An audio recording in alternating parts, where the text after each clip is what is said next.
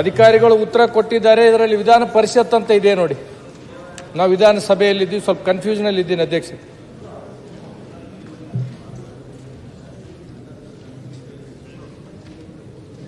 ಹೇಳಿ.